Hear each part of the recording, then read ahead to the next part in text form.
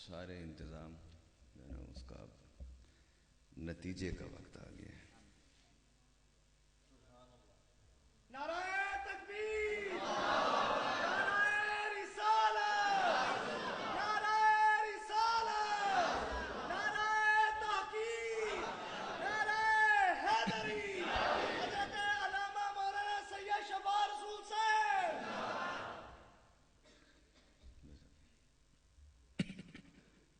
آپ اپنی پرانی جگہ پر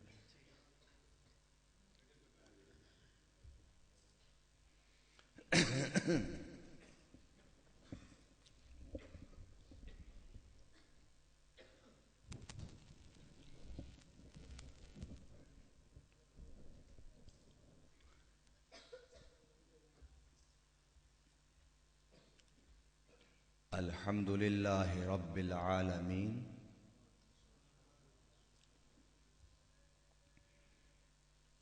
والصلاة والسلام على سید الانبیاء محمد المصطفیٰ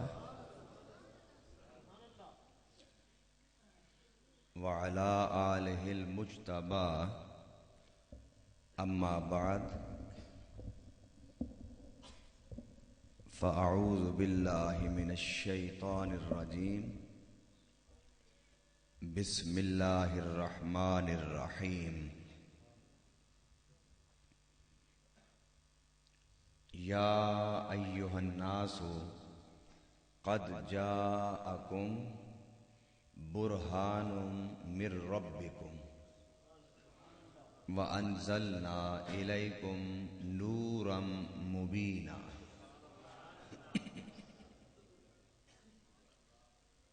صدق اللہ العظیم.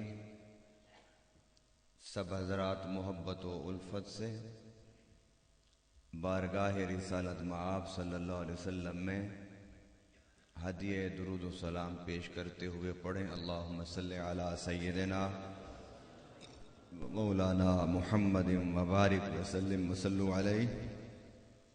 الصلاۃ والسلام علیک یا رسول اللہ وعلی آلک و اصحابک و اہل بیتک یا محمد الرسول اللہ.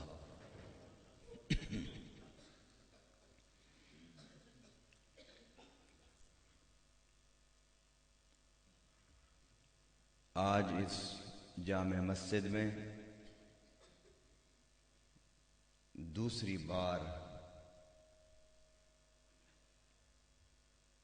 اس ذکر کو سننے کے لیے اور سنانے کے لیے ہم اکٹھے ہوئے ہیں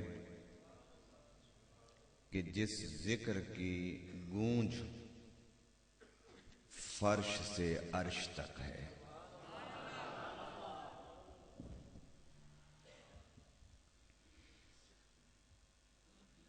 اور میں اس جلسے کے منتظمین کو ہدیہ تبریک پیش کرتا ہوں کہ جنہوں نے پوری محبت و عشق میں ڈوب کر نبی پاک صلی اللہ علیہ وسلم کے جشن ولادت کو منانے کا انتظام کیا.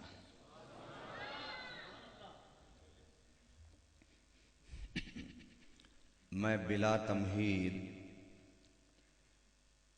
اپنے موضوع کی طرف آتا ہوں تاکہ تھوڑے وقت میں زیادہ بات آپ کو سمجھا جاؤں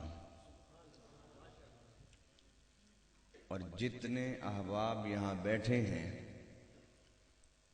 جس طرح ان کے جسم مسجد کے اندر ہیں میں درخواست کروں گا کہ وہ اپنے دل اور دماغ کو بھی حضور کے ذکر کی طرف متوجہ کریں.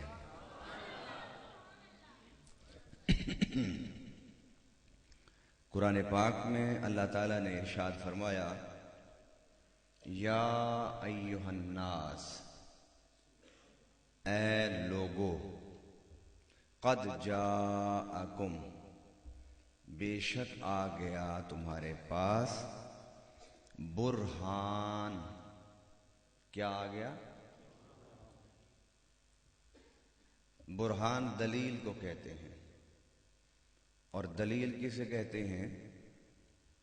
دلیل اس پہلی چیز کو کہتے ہیں کہ جسے دیکھنے کے بعد دوسری چیز کا علم حاصل ہو جائے،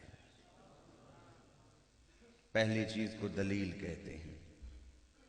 آپ نے دھوپ کو دیکھا تو آپ کے ذہن میں مان آیا کہ سورج نکلا ہوا ہے، تو یہ دھوپ کا دیکھنا یہ دلیل ہے کس چیز کی؟ سورج کے موجود ہونے کی۔ تو فرمایا کہ تمہارے پاس برہان آ گئی، دلیل آ گئی۔ دلیل کا مطلب کیا؟ کہ اسے دیکھو گے تو اسے دیکھنے کے بعد کسی اور کی سمجھ آ جائے گی۔ کسے دیکھیں گے اللہ؟ فرمایا میرے حبیب کے رخ والضحیٰ کو جب بھی تم دیکھو گے اس کے چہرے میں تمہیں رب کا چہرہ چلتا ہوا نظر آئے گا۔ نعرہ تکبیر، نعرہ رسالت، نعرہ حیدری، نعرہ غوثیہ۔ قد جاءکم برہان، برہان آ گیا تمہارے پاس۔ میں گفتگو اس انداز سے کرنا چاہتا ہوں کہ پڑھے لکھے لوگ بھی، کم پڑھے لکھے لوگ بھی اور بالکل ان پڑھ سب حضور کے ذکر کا فیض لے کر جائیں۔ یہ عوامی جو تقریریں ہوتی ہیں یہ اظہار علمیت کے لیے نہیں ہوتی کہ بیان کرنے والا یہ بتائے کہ میرے پاس اتنا علم ہے۔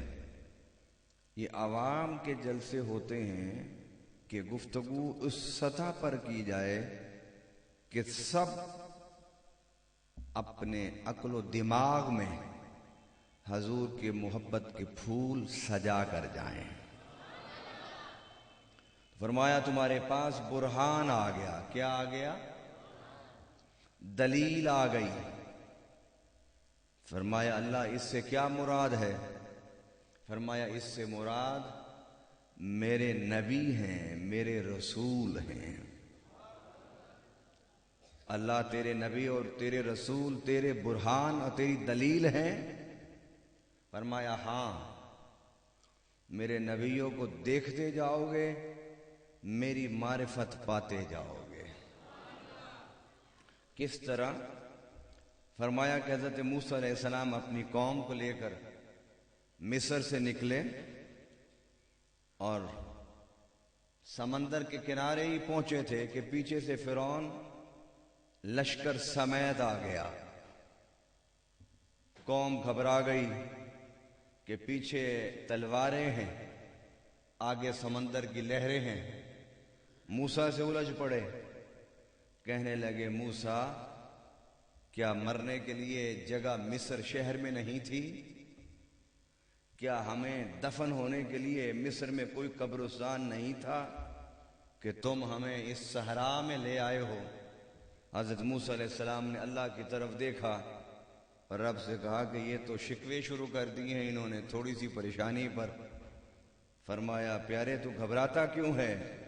یہ جو تیرے ہاتھ میں عصا ہے اسے سمندر کی لہروں پر مارنا تیرا کام ہے، اور میں اپنی قدرت سے راستے بناؤں گا جس پر تو ساری قوم کو لے کے خیریت اور سلامتی کے ساتھ گزر جائے گا۔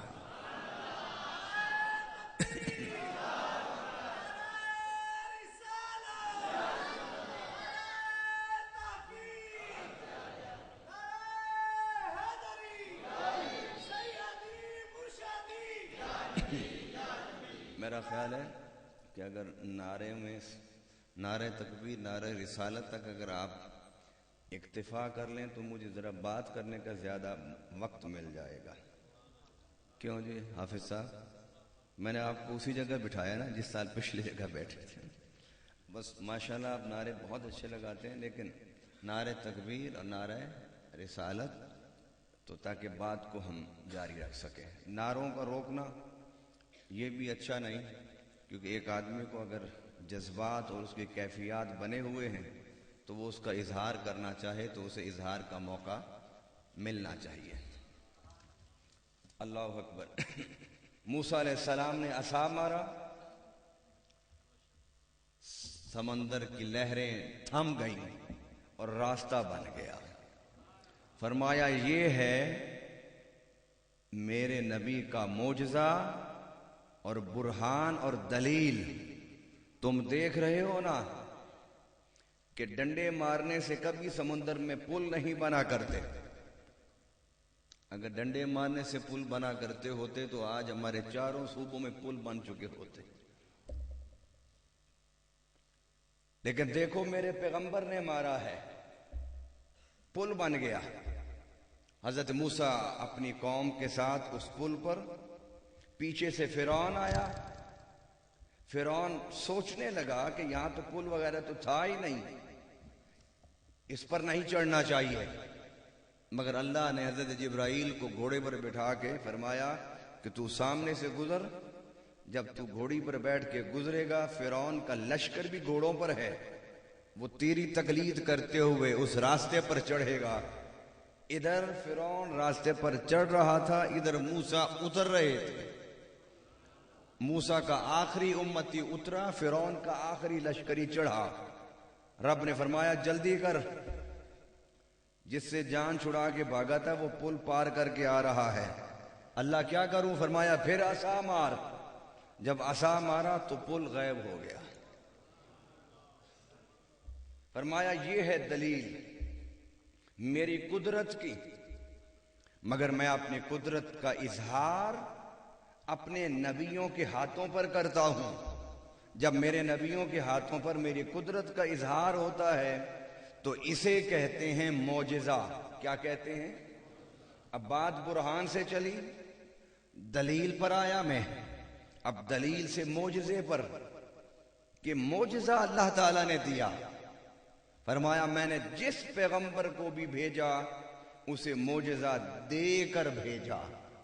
معجزہ بلند آواز سے، کوئی نبی معجزے کے بغیر، کم سے کم ایک معجزہ، زیادہ سے زیادہ 9 معجزے۔ وَلَقَدْ آتَيْنَا مُوسَىٰ 9 آیات بینات۔ موسیٰ علیہ السلام کو میں نے 9 معجزے دیے۔ حضرت عیسیٰ علیہ السلام کو معجزے دیے کہ اپنا ہاتھ اندھے کی آنکھوں پر پھیرتے تھے، آنکھیں بینا ہو جاتی تھیں۔ کوڑ کے مریض کے چہرے پر ہاتھ پھیرتے تو چہرہ چمکنے لگ جاتا، اور حضرت موسیٰ علیہ السلام اپنا ہاتھ اپنی بغل سے جب باہر نکالتے تو چاند کی طرح چمک رہا ہوتا تھا۔ یہ معجزے اللہ تعالیٰ نے سارے نبیوں کو دیے، کوئی نبی معجزے کے بغیر روئے زمین پر نہیں تھا، سارے معجزہ لے کر آئے، مگر فرمایا لوگوں ذرا ٹھہر جاؤ، اب توجہ سے بات کو سنو۔ جب میں نے اپنے حبیب کو بھیجنا چاہا تو فرشتوں نے پوچھا کہ انہیں کتنے معجزے دینے ہیں، تو رب العالمین نے فرمایا وہ اور نبی تھے جو معجزے لے کر آتے تھے، اب میں جسے بھیج رہا ہوں یہ میرا حبیب ہے، یہ معجزے لے کر نہیں جائے گا، سراپا معجزہ بن کر جائے گا۔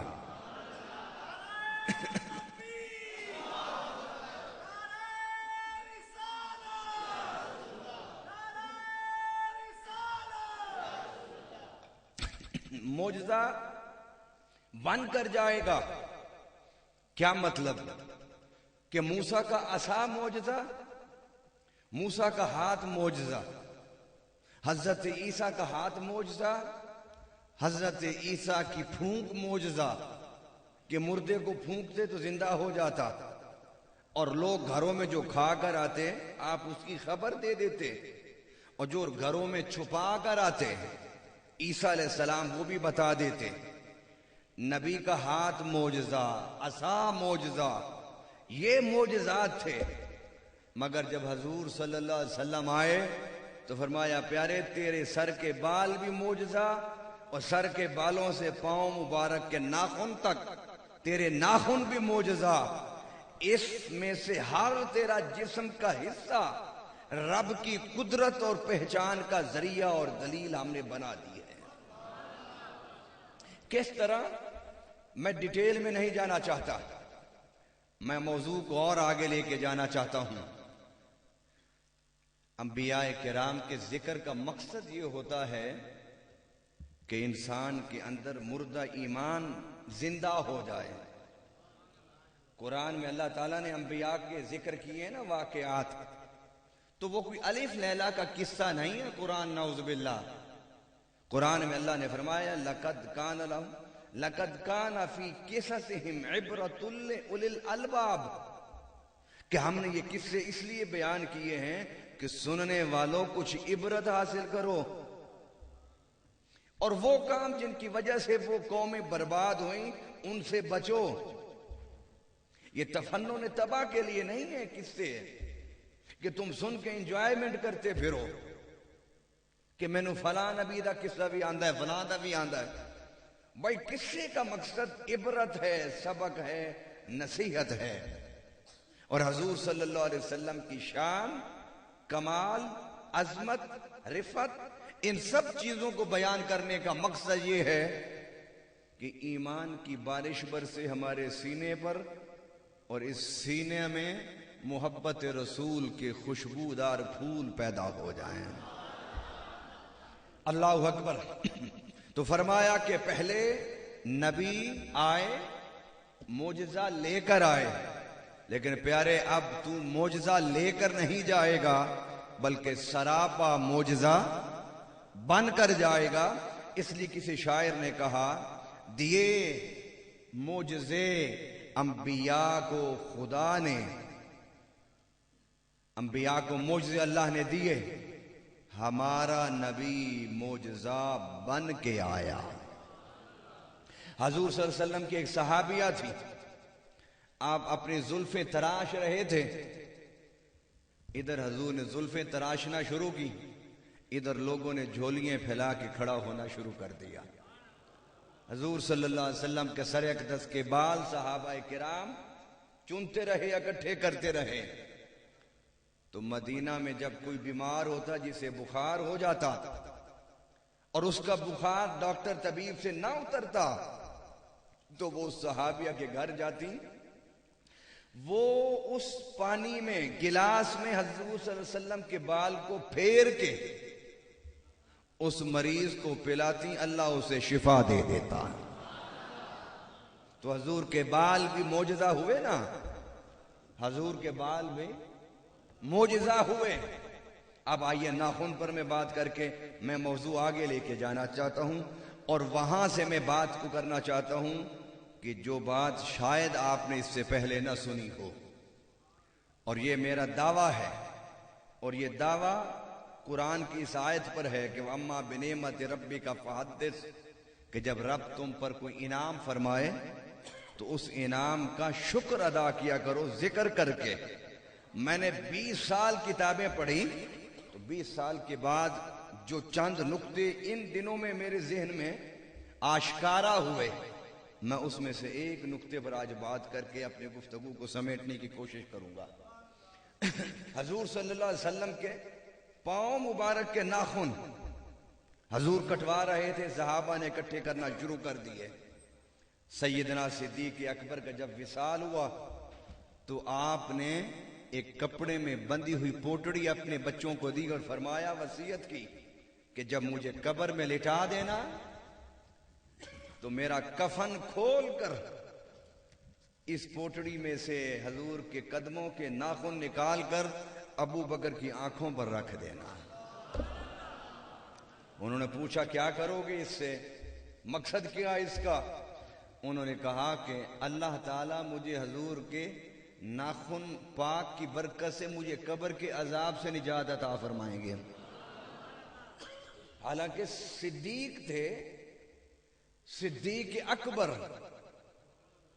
جنہوں نے اپنی جان، مال، تن، دھن، اولاد سب مصطفیٰ پر قربان کر دی، مگر پھر بھی ذہن میں یہ تھا کہ شاید یہ چیزیں نجات کے لیے کافی نہ ہوں، مگر جب میرے آنکھوں پر حضور کے ناخن مبارک میری آنکھوں پر ہوں گے تو نماز روزہ حج زکوٰۃ اگر کام نہ آیا تو اللہ اس کے صدقے میں میری ضرور نجات فرما دے گا۔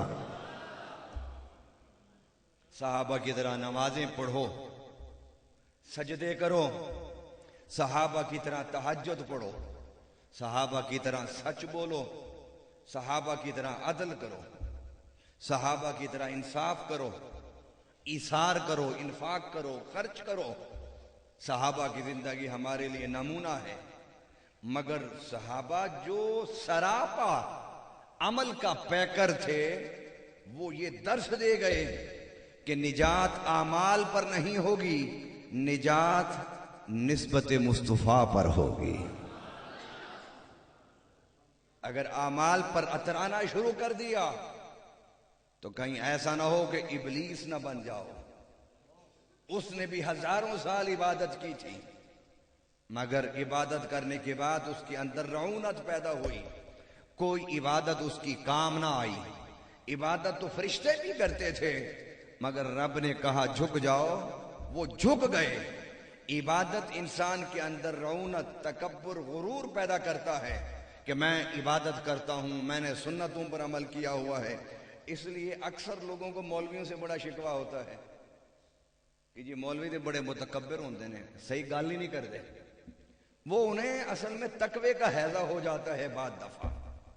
اور اسی طرح مسجد میں جو بوڑھے لوگ ہوتے ہیں نا، جو جھاڑو پھیرتے ہیں، خدمت کرتے ہیں، صفائیاں کرتے ہیں، چٹائیاں بچھاتے ہیں، ماشاءاللہ داڑھی مبارک رکھی ہوتی ہے، محلے کے بچے اور نوجوان ان بوڑھوں سے بھی بڑے تنگ ہوتے ہیں جو مسجد خدمت تو کرتے ہیں۔ در حقیقت انسان کے اندر تکبر کے ساتھ، عبادت کے ساتھ ایک تکبر کا عنصر پیدا ہوتا ہے، اسے مٹانے کی ضرورت ہے۔ اگر عبادت خالص عبادت رہے اور اس کے اندر رعونت پیدا نہ ہو تو وہ عبادت کافی ہے، اور اگر عبادت انسان کے اندر کبر پیدا کر دے تو پھر وہی کبر ابلیس کو اس نے خدا کے عرش سے نیچے زمین پر گرا دیا تھا۔ اللہ اکبر۔ سیدنا ابو بکر صدیق کا یہ عقیدہ تھا کہ عبادت پر مت اترانا کہ اس پر نجات ہوگی۔ اگر ابو بکر کی نجات ہوئی تو اس لیے ہوگی کہ اس کی قبر میں مصطفیٰ کے پاؤں مبارک کے ناخن ہیں۔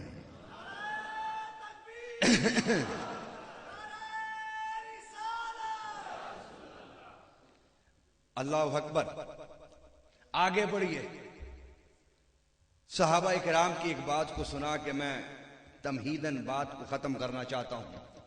صحابہ کرام نے کہا یا رسول اللہ صلی اللہ علیہ وسلم، جب آپ کے پاس بیٹھے ہوتے ہیں اور آپ کی گفتگو سن رہے ہوتے ہیں تو ایمان جو ہے وہ سمندر کی لہروں کی طرح موجزن ہوتا ہے، اور جب آپ سے اٹھ کے جاتے ہیں تو ایمان کی وہ کیفیت نہیں رہتی۔ کیا حضور نعوذ باللہ ہم منافق تو نہیں ہو گئے کہ آپ کے پاس کیفیت کچھ اور ہے اور باہر کوئی کیفیت اور ہے؟ میرے آقا نے فرمایا نہیں، بعد دفعہ کیفیات کا بڑھ جانا اور بعد دفعہ ایمان کی لذتوں کا کم ہو جانا، یہی تو ایمان کے ہونے کی دلیل ہے۔ فرمایا یہ تو تمہارے مومن ہونے کی نشانی ہے۔ اگر ان محفلوں میں آ کر ہم ایمان کی لذت محسوس نہ کر سکیں تو پھر سوچو کہ شاید اندر ایمان کا تیل نہیں ہے، کہ آگ تو لگتی رہی مگر تمہارے سینے کو منور نہ کر سکی، تمہارے سینے کو اجلا نہ کر سکی، تمہارے سینے میں نور نہ پیدا کر سکی۔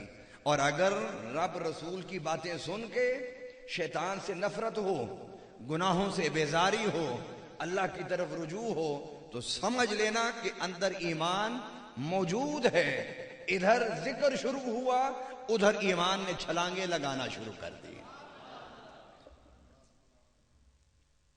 اب میں حضور کے دو معجزے صرف میں نے بیان کیے، اس کے ساتھ ساتھ میں ایک اور معجزہ بیان کرتا ہوں، پھر میں آپ کو نئے پہلو سے ایک بات سمجھانا چاہتا ہوں۔ اور مجھے بڑی خوشی ہوتی ہے کہ میں پورے پاکستان بلکہ بیرون پاکستان بھی اللہ رسول کے درس اور ذکر کی باتیں کرتا ہوں۔ آج کل لوگ سر سے ہٹ کے گر کی طرف، دلیل کی بات سننے کے عادی ہو چکے ہیں. جو 50-55 سال سے اوپر کے جو بزرگ ہیں ان میں آج بھی حس ہے تھوڑی سی موجود کہ یار کوئی سر ہونی چاہیے سی, کوئی ترنم ہونا چاہیے سی. لیکن 40 سال سے کم کے جو نوجوان ہیں وہ ان چیزوں سے ہٹ کے پتے کی بات کی تلاش میں بیٹھے ہوتے ہیں اور چاہتے ہیں کہ مذہب ہمیں مطمئن کرے. آج مذہب مطمئن نہیں کر سکا آپ کو, اس لیے مسجدیں خالی ہیں. محلہ ہوتا ہے 10,000 کا, صبح کی نماز میں 10 آدمی ہوتے ہیں اور 10 بندے بھی وہ جن کی عمریں 50 سے اوپر کی ہوتی ہیں, جنہیں جلدی آنکھ کھل جاتی ہے, جسم کے دردوں کی وجہ سے راتوں کو نیند نہیں آتی. 10,000 بندہ سویا رہتا ہے, صبح کی نماز میں 10 بندے آتے ہیں. وجہ یہ ہے کہ مذہب مطمئن نہیں کر سکا. مذہب کیوں نہیں مطمئن نہیں کر سکا؟ کہ مذہب کا نمائندہ میں ہوں اور میرے کردار سے میری قوم مطمئن نہیں ہے. نتیجہ کیا ہوا کہ قوم میری وجہ سے مذہب سے دور ہوتی گئی. آؤ ہم اس بات کو تسلیم کرتے ہیں کہ انسان ہوتا ہے, امام ہو, خطیب ہو, عالم ہو, فقیہ ہو, محدث ہو, مفکر ہو, کوئی بھی ہو, انسان ہے. اس کا کردار کچھ آپ سے بہتر ہوگا ورنہ آپ سے زیادہ تر ملتا جلتا ہی ہوگا.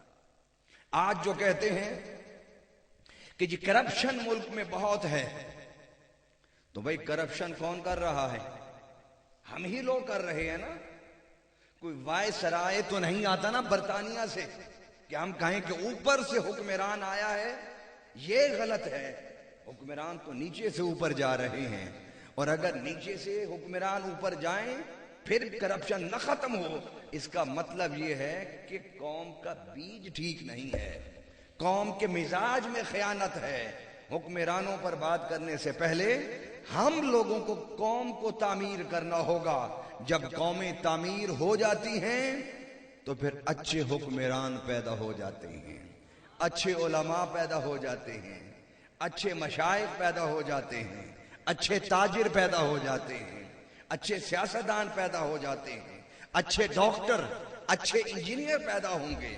قوم کو بہتر کرنے کی ضرورت ہے, قوم کے اخلاق کو سنوارنے کی ضرورت ہے, قوم کی تعلیم دینے کی ضرورت ہے, قوم کو محبت کا درس دینے کی ضرورت ہے, قوم کو صبر کی تلقین کرنے کی ضرورت ہے. جب قومیں بہتر ہوتی ہیں تو پھر قیادتیں خود بخود بہتر ہوتی چلی جاتی ہیں. حاضرین محترم, میں دلیل کی باتیں کچھ کرنا چاہتا ہوں, اور دلیل بھی, عشق بھی, محبت بھی, یہ ساری باتیں میں ملا جلا کے آپ کے سامنے بڑے مختصر سے وقت میں رکھنا چاہتا ہوں. اللہ اکبر.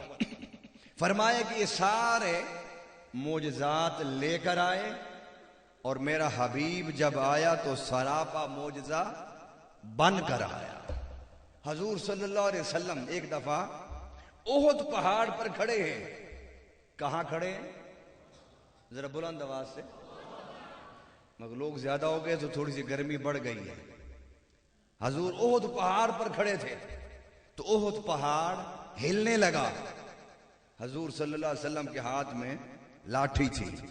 آپ نے لاٹھی احد پہاڑ پر ٹھونکی اور فرمایا اسکت, ٹھہر جا, ان علیک نبی و صدیق و شہیدان. احد پہاڑ ٹھہر جا, تجھے نہیں پتا کہ تیرے اوپر ایک نبی ہے, ایک صدیق ہے, 2 شہید ہیں. ذرا بلند آواز سے کہہ دیں اللہ اکبر. تجھے نہیں پتا کہ تیرے اوپر نبی ہے, ایک صدیق ہے, 2 شہید ہیں. تو احد پہاڑ نے اللہ سے کہا, اللہ مجھے ذرا آج زبان تو عطا فرما کہ میں تیرے نبی سے باتیں کر سکوں. رب نے احد پہاڑ کو زبان عطا فرما دی. احد پہاڑ بولا, عرض کرنے لگا, حضور آپ فرما رہے ہیں کہ تجھے نہیں پتا کہ تیرے اوپر نبی ہے, صدیق ہے, 2 شہید ہیں, تجھے پتا نہیں؟ احد پہاڑ نے کہا, حضور اگر پتا نہ ہوتا تو ہلتا کیوں؟ میرا ہلنا بتاتا ہے کہ میں پہچان گیا ہوں. میرا ہلنا بتاتا ہے کہ دیکھیے میں اگر آیا اور آپ کھڑے ہو گئے میرا استقبال کیا تو یہ آپ کا کھڑا ہونا میرا استقبال کرنا یہ مجھے بتا رہا ہے کہ آپ مجھے نہیں پہچانے، شرما رہے ہیں میرا خیال ہے، بڑی شرمیلی قوم ہے۔ بھائی آپ آئے، میرے آنے پر آپ نے نعرے لگائے، استقبال کیا میرا، ٹھیک ہے، کیوں کیا؟ کہ آپ نے مجھے پہچان لیا۔ احد پاڑنے کا حضور آپ فرما رہے ہیں تجھے نہیں پتا، حضور پتا ہے تو میں ہل رہا ہوں، بلکہ ہل نہیں رہا، اپنی قسمت پر ناز کرتے ہوئے رقص کر رہا ہوں کہ آج میرے اوپر مصطفیٰ کے قدم آ گئے۔ اب حضور کے قدموں کا معجزہ دیکھیے کہ بے جان پتھر پر پڑا تو بے جان پتھر کو زندگی بھی دے دی، آنکھیں بھی دے دی، پہچان بھی دے دی، اور بولنے کی طاقت بھی مل گئی۔ مصطفیٰ کے قدموں کا معجزہ ہے۔ اب یہاں پر میری عادت ہے، آپ لوگ مجھے جانتے ہیں، آپ مجھے جانتے ہیں نا، کیوں جانتے ہیں؟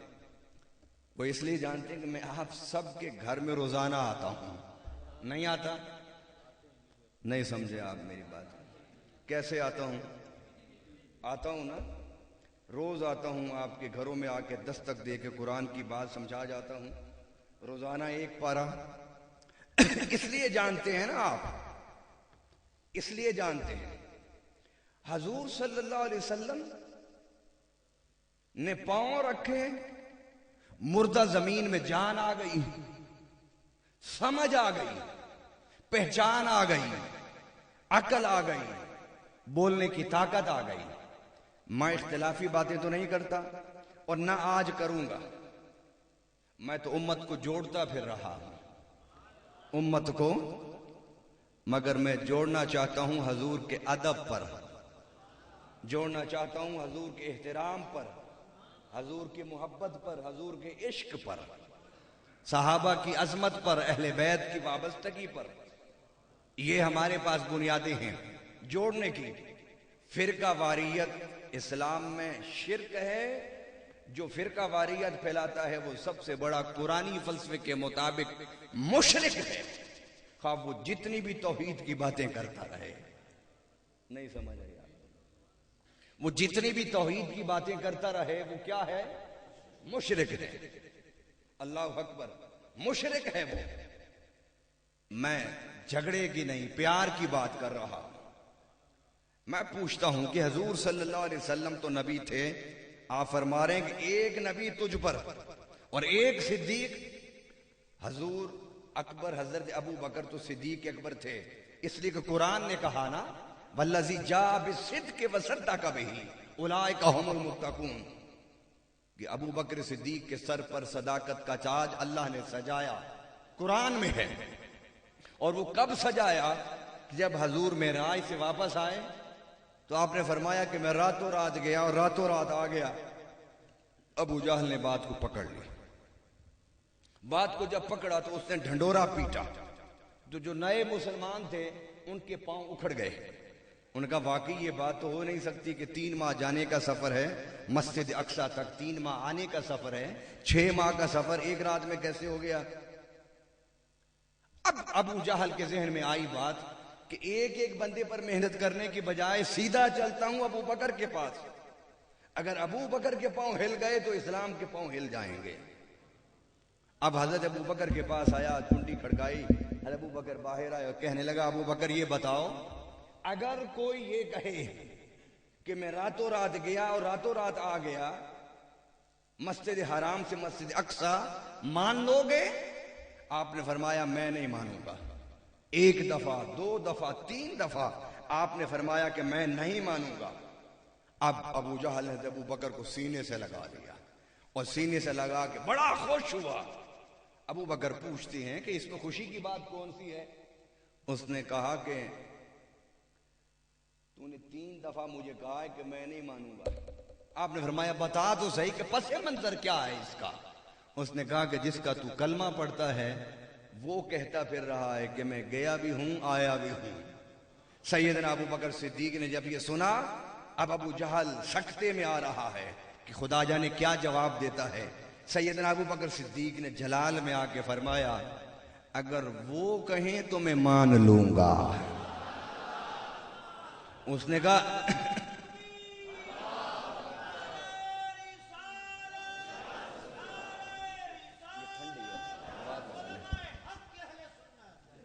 اللہ اکبر، اگر وہ کہیں تو میں مان لوں گا.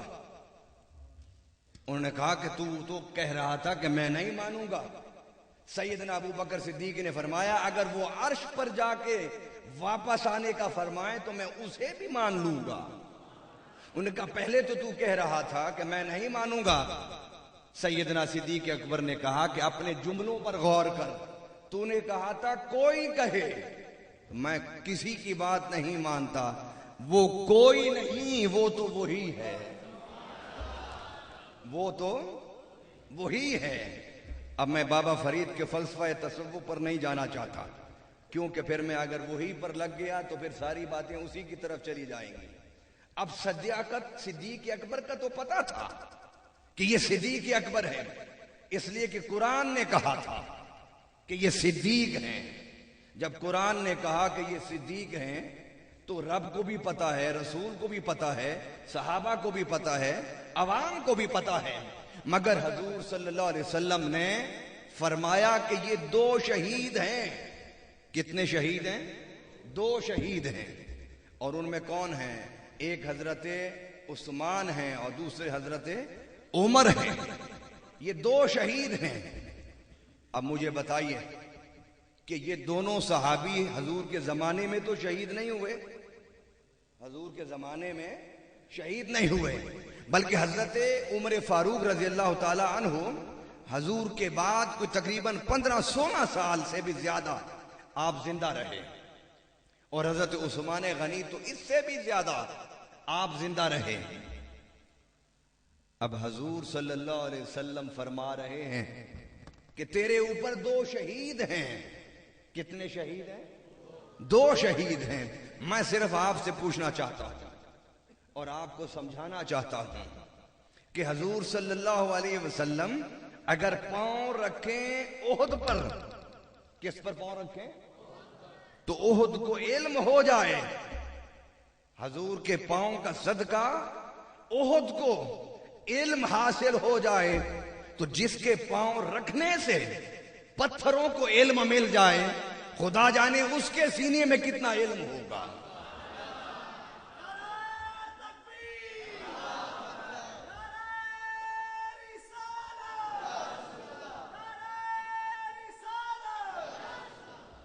حضور نے قدم رکھے، پتھروں کو علم مل گیا، تو جس کے قدم کی برکت سے پتھروں کو عقل، علم، بینائی، معرفت، پہچان، گویائی مل جائے، خدا جانے اس نبی کے اپنے پاس کتنی طاقت اور کتنی قوت ہوگی. اللہ اکبر. پھر میرے آقا نے فرمایا دو شہید. دو شہید. شہید کسے کہتے ہیں؟ یا تو حضور فرما دیتے نا کہ دو مرنے والے تیرے اوپر کھڑے ہیں، پھر تو سمجھ آتی ہے کہ مرنا تو ہر بندے نے، یہ تو کوئی نئی بات نہیں ہے. کلو نفس ذائقۃ، ہر بندے نے مرنا ہے. تو حضور فرماتے دو بندے تیرے اوپر مرنے والے ہیں، تو بھئی مرنا تو ہر بندے نے ہے، اس میں تو کوئی خبر کی بات نہیں. حضور نے فرمایا شہید. شہید کا مطلب یہ ہے کہ وہ ظلمن قتل کیے جائیں گے، ظلمن قتل کیے جائیں گے. حضور نے سادہ موت کی بات نہیں کی، بلکہ موت کی اقسام میں سے ایک قسم کا نام لے کر فرمایا کہ وہ ظلمن قتل کیے جائیں گے. گویا حضور صلی اللہ علیہ وسلم احد پہاڑ کے اوپر کھڑے ہو کر احد پہاڑ کو علم دے رہے تھے اپنے پاؤں کی ٹھوکر سے، اور اپنی زبان سے امت کو بتا رہے تھے کہ میرے بارے میں یہ عقیدہ پکا کر لو کہ مجھے رب نے تحت الثری سے عرش معلی تک، عرش معلی سے سدرہ تک، اور سدرہ سے آگے ذات خدا تک سارے علوم میرے سینے میں ڈال دیے.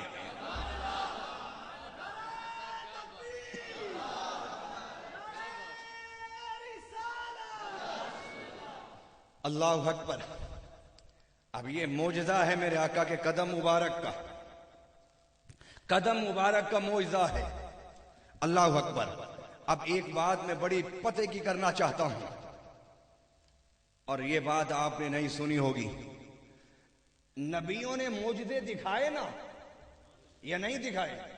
مثلا میں نے کہا حضرت موسیٰ نے عصا مارا، تو عصا مارنے کا معجزہ کب ہوا؟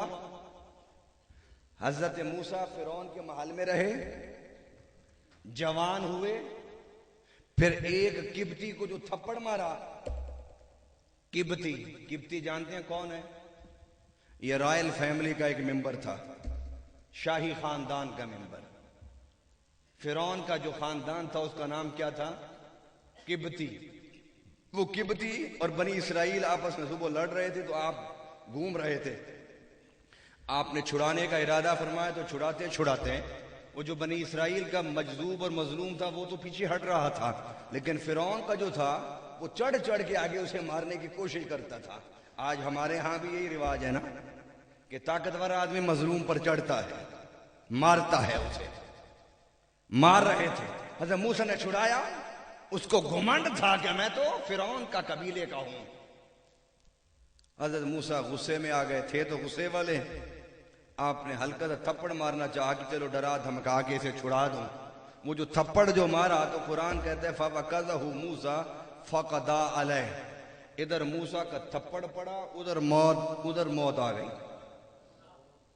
یہ منہ میں سونے کا چمچہ لے کر پیدا ہونے والے نازک بھی اتنے ہی ہوتے ہیں کہ ایک تھپڑ بھی برداشت نہیں کر سکتے۔ تھپڑ جو پڑا تو مر گیا، تو بنی اسرائیل کا بندہ بھی بھاگ گیا، آپ بھی اندر چلے گئے محل میں۔ اب لوگ پریشان تھے کہ اس کو کون مار گیا۔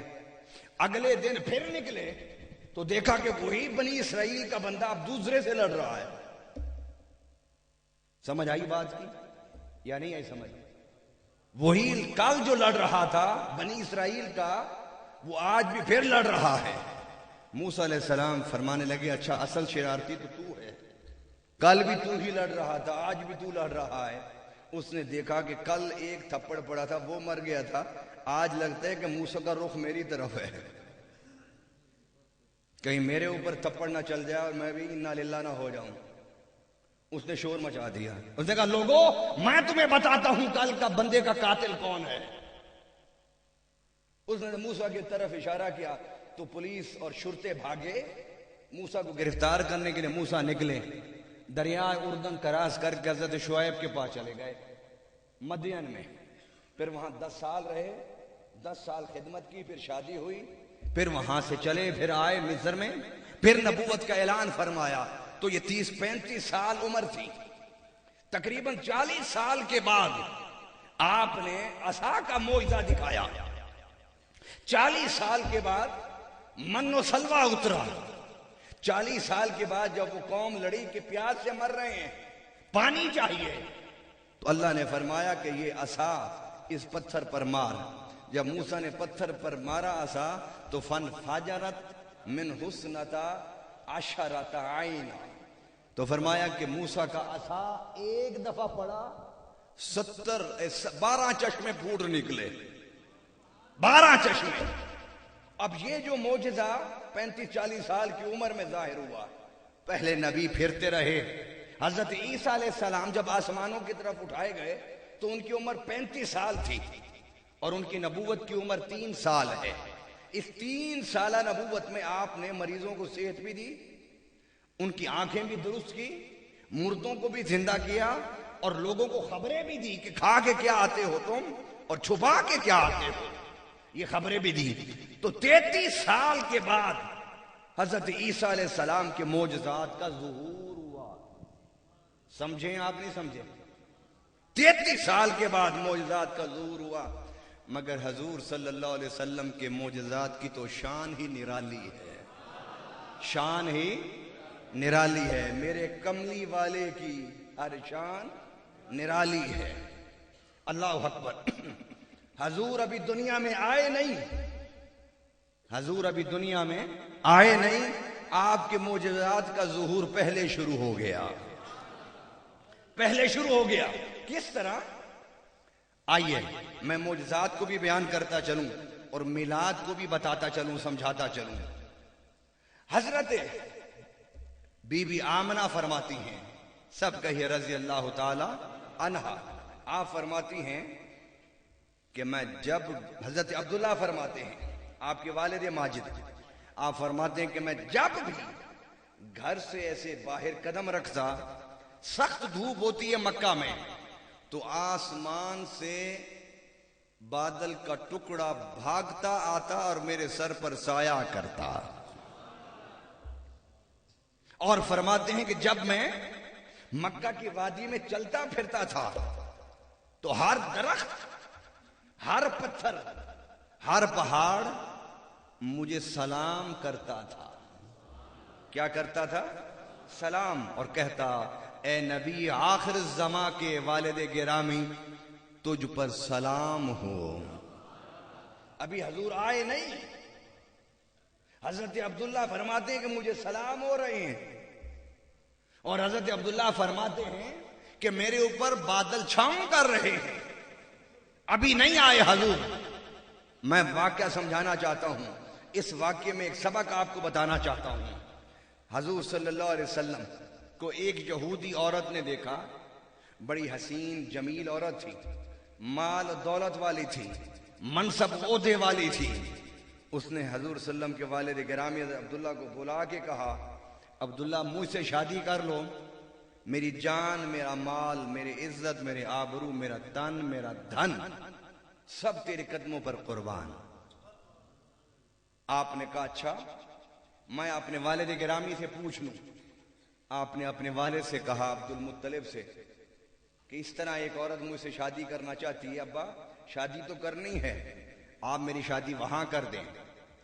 حضرت عبد المطلب نے فرمایا، بیٹا میں نے تیری شادی کا فیصلہ بی بی پاک دامن آمنہ سے کر دیا ہے، اس سے شادی کر لو، پھر جس سے چاہو کرتے رہنا، تمہیں اجازت ہے۔ ادھر شادی ہو گئی۔ 2 دن کے بعد حضرت عبداللہ اس عورت کے پاس جاتے ہیں اور فرماتے ہیں، تو بڑی خواہش رکھتی تھی مجھ سے شادی کرنے کی، میں نے اپنے باپ کی شرط پوری کر دی ہے، اب تو مجھ سے شادی کر لے۔ اس عورت نے ایسے آنکھیں اٹھائیں، ماتھا دیکھا، اور دیکھنے کے بعد منہ پھیر لیا اور کہنے لگی، عبداللہ چلے جاؤ، مجھے تیری خواہش و طلب نہ پہلے تھی نہ اب ہے، میں جس نور کی امین بننا چاہتی تھی وہ نور کوئی اور خوش قسمت لے گئی۔ اللہ اکبر۔ حضور ابھی آئے نہیں دنیا میں۔ اب حضرت عبداللہ فرماتے ہیں، اب میں گھر سے باہر نکلتا تو بادل جو تھے وہ حرکت میں نہیں آتے، اور میں دھوپ میں چلتا تھا، چھاؤں کوئی نہیں ہوتی تھی مجھ پر۔ پہلے میں نکلتا تو مجھے پتھر سلام کرتے تھے، مجھے درخت سلام کرتے تھے، اب کوئی بھی سلام نہیں کر رہا۔ تو میں نے کہا کہ یہ ماجرا کیا ہے؟ ہمارے ہاں ایک رواج بن چکا ہے نا کہ اگر کوئی گھر میں نئی بیاہتی دلہن آ جائے اور اگلے دن کوئی ایکسیڈنٹ ہو جائے تو ہم کیا کہتے ہیں؟ لو یہ منحوس آئی ہے نا، یہ آئی ہے تو دوسرے دن ہی حادثہ ہو گیا ہے، کوئی خدا نہ خاصہ مر جائے، لا ایدہ پیر بڑا ہی بھاری ہے، اور احساس اس وقت نہیں ہوتا کہ کسی کی نئی بیاتی بیٹی دلہن کو اس طرح جب ہم باتیں کرتے ہیں تو اس کے ماں باپ کے سینے پر کتنے خنجر چلتے ہوں گے۔ جب اپنی بیٹی سے ایسے ہوتا ہے تو پھر بھاگتے ہیں مولوی کے پاس، پیر کے پاس، نہیں کوئی دم بتا دو، کوئی تعویذ دے دو، بڑا ظلم کر دینے سسرال والے میری بیٹی ہوتے۔ کما تدین و تدان، یہ ذہن سے بٹھا لے اچھی طرح بات کہ جیسے آج کرو گے ویسے ہی کل ہوگا۔ اگر اپنی بیٹیوں کو خوش دیکھنا چاہتے ہو تو دوسروں کی بیٹیاں جب بیاہ کے لاؤ تو انہیں بھی خوش رکھنے کی عادت ڈالو۔ تم دوسروں کی بیٹیوں کو خوش رکھو، رب تمہاری بیٹیوں کو خوشی عطا فرمائے گا۔ مگر عبداللہ خاموش تھے۔ 1 دن، 2 دن، 3 دن گزر گئے، چوتھے دن حضرت بی بی آمنہ خود بولی، فرمانے لگی عبداللہ تمہاری کوئی طبیعت ٹھیک نہیں ہے اور تم خوش نہیں لگتے شادی کے بعد، آؤ آج ذرا مکہ کی گلیوں میں چہل قدمی کرتی ہیں چل کے۔ ادھر حضرت عبداللہ آمنہ دونوں گھر سے نکلے تو ادھر پاؤں باہر رکھا، آسمان سے بادل کا ٹکڑا بھاگتا ہوا آیا اور چھاؤں کر دی۔ حضرت عبداللہ خوش ہو گئے کہ پھر چھاؤں شروع ہو گئی ہے، پھر چھاؤں شروع ہو گئی، لیکن سمجھ نہیں آ رہا تھا کہ 3 دن تک یہ بادل حرکت میں کیوں نہیں آئے، چھاؤں کیوں نہیں کی انہوں نے مجھ پر۔ ابھی پھر آگے تھوڑا سا نکلے تو پھر وہی درخت، وہی پتھر، وہی پہاڑ، دیکھا کہ وہ پہلے کی طرح پھر بول رہے ہیں اور سلام کہہ رہے ہیں، مگر حضرت عبداللہ نے جب کان دھرا ان کے سلام پر تو فرمایا سلام تو ضرور کر رہے ہیں مگر سلام کرنے کا انداز بدلا ہوا ہے۔ پہلے سلام کرتے تھے اور کہتے تھے اے نبی کے والد تجھ پر سلام ہو، اور آج وہی سلام کرنے والے کہہ رہے تھے اے نبی کی اماں تجھ پر سلام ہو۔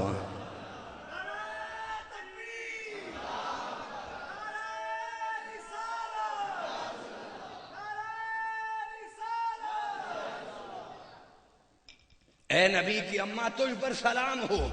حضرت عبد المطلب فرماتے میں سمجھ گیا کہ یہ جو بادل کے ٹکڑے مجھ پر چھاؤں کرتے تھے یہ مجھ پر چھاؤں نہیں کرتے تھے بلکہ مصطفیٰ کے نور پر چھاؤں کرتے تھے۔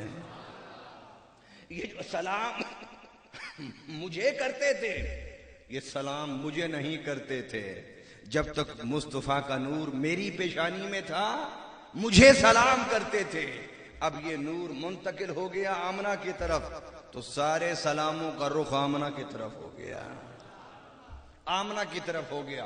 ارے سارے نبی آئے پھر معجزات دکھائے اور میرے نبی ابھی آئے نہیں، معجزات پہلے دکھا رہے ہیں۔ یہ ایک نقطہ ہے آج کے گفتگو کا، نقطہ مرکز یہی ہے جو میں اپنے باقی وقت میں انشاءاللہ اسے مکمل کرنے کی کوشش کروں گا۔ آئیے میں ایک اور واقعہ سناتا چلوں کہ حضور ابھی آئے نہیں ہیں مگر آپ کے معجزات کا ظہور ہو رہا ہے۔ حضرت ابراہیم علیہ السلام کو آگ میں ڈالنے کے لیے منجنیق میں بٹھا دیا گیا، جب منجنیق میں بیٹھے تو اس کا رسہ کھچنے والا تھا، رسہ کھچنے کے قریب تھا کہ رب العالمین نے حضرت جبرائیل سے کہا جبرائیل تو ہر وقت کہتا ہے کہ اللہ اتنی تیرے بندے ہیں تو نے خلیل اس کو کیوں بنایا؟ کیا کوئی تجھے اور نہیں خلیل بنانے کو ملا تھا؟ آج جا میرے ابراہیم کے پاس تاکہ تجھے بھی سمجھ آ جائے کہ میں نے اسے خلیل کیوں بنایا ہے۔ او بھائی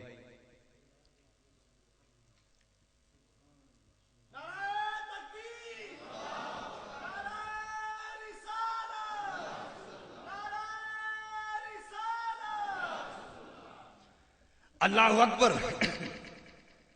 جبرائیل آ گئے اور آتے ہی کہتے ہیں اے ابراہیم تو بہت بڑی آگ میں جا رہا ہے، اگر کوئی دعا کوئی درخواست اللہ تک پہنچانی ہے تو مجھے بتا، میں وہاں جاتا ہوں جہاں کوئی نہیں جا سکتا۔ اللہ اکبر۔ تو حضرت ابراہیم خلیل اللہ نے کیا فرمایا؟ آپ نے فرمایا اما الیکا فلا، اگر تو کہے کہ میں تیرے ذریعے سے کوئی درخواست رب تک پہنچاؤں مجھے اس کی ضرورت نہیں ہے۔ حضرت جبرائیل بولے کہ اگر مجھے نہیں کہنا چاہتا تو رب سے خود بات کر لو، لمحوں کی بات ہے، آگ میں جا رہے ہو۔ تو حضرت ابراہیم علیہ السلام نے کیا فرمایا؟ آپ نے فرمایا کیا فرمایا؟ حضرت بابا بلی شاہ اس کا ترجمہ کرتے ہیں، پنجابی سمجھ آتی ہے آپ کو؟ آپ تو ایسے بولیں جس طرح آپ انگلش سمجھتے ہوں۔ بھئی پنجابی سمجھ آندی ہے تو آنو ہاتھ اتے کر کے آنکھوں पंजाबी समझ आंदी है? तो बाबा बुल्ले शाह ने क्या फरमाया? आपने फरमाया जे तू मेरे, नहीं मैं ख्याल किसी को बाबा बुल्ले शाह से यहां कोई नहीं लगता, जे तू मेरे दुख विच राजी, हाँ जे तू मेरे दुख विच राजी ते मैं सुख नू चुल्हे पावा। जा जिब्राइल चला जा यहां से, अगर वो मुझे जलाना चाहता है तो इब्राहिम एक दफा नहीं करोड़ों दफा जलने के लिए तैयार है। इसलिए मेरे इमाम अहमद रजा फाजिल बरेलवी रहमतुल्लाह अलैह ने फरमाया, करूं तेरे नाम पे जां फिदा। क्या कहा? करूं तेरे नाम पे जां फिदा, एक जां क्या दो जहां फिदा, दो जहां से भी नहीं जी भरा, करूं क्या करोड़ों जहां नहीं। अल्लाह अकबर। फरमाया है जिब्राइल अगर वो मुझे जलाने पर राजी है तो मैं जलने पर राजी हूं। मैं ना तुझे दरखास्त दूंगा कि मेरी चिट्ठी ले जा, और ना मैं खुद रब से बात करूंगा। क्या उसे नहीं पता कि उसका खलील आग में जा रहा है? इधर रस्सी कीजिए, इब्राहिम उड़ते हुए आग में जा रहे हैं। रब ने कहा या नारुकुनी बरदम व सलामन अला इब्राहिम, ऐ आग ठंडी हो जा मेरे इब्राहिम पर, और ठंडी और सलामती के साथ, ठंडी और सलामती के साथ उसका इस्तिकबाल कर, उसका इस्तिकबाल कर। मैं इसका तर्जमा यूं करता हूं कि रब ने कहा ठंडा हो जा, अल्लाह कोई दूसरा हुक्म फरमाया सलाम पढ़ना शुरू कर दे कि मेरा नबी आ रहा है। व सलामन अला इब्राहिम, अब सलाम पढ़ दूं इसलिए कि मेरा नबी आ रहा है। नबी पर सलाम पढ़ ताकि वो नबी तेरे अंदर जलवागर हो जाए। मैं कहना चाहता हूं इश्क वालों, तुम दिल से एक दफा अस्सलामु अलैका या रसूल अल्लाह कह के देखो, मुस्तफा गुंबत खजरा से 10 मरतबा जवाब देंगे।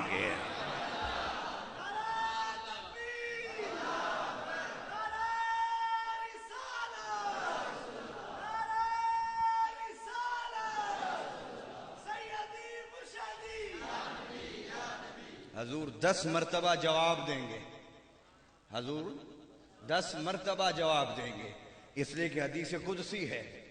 मेरे आका फरमाते हैं जब अल्लाह की तरफ कोई बंदा एक कदम उठाता है, रब उसकी तरफ 10 कदम उठाता है, और जब बंदा अल्लाह की तरफ चल के जाता है तो रब उसकी तरफ भाग के आता है। एक कदम उठाओ रब 10 कदम उठाता है, चल के जाओ रब भाग के आता है।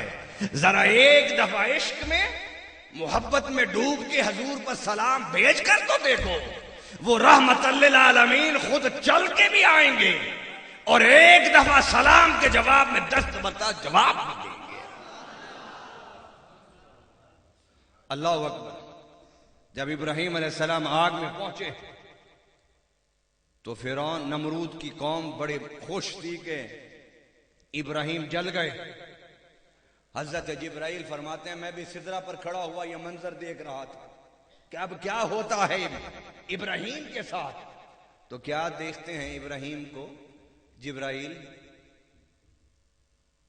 कहते हैं कि जब इब्राहिम आग के अंदर आए तो मैंने देखा तो इब्राहिम ऐसे सोए हुए थे जिस तरह बच्चा मां की गोद में सोया होता है।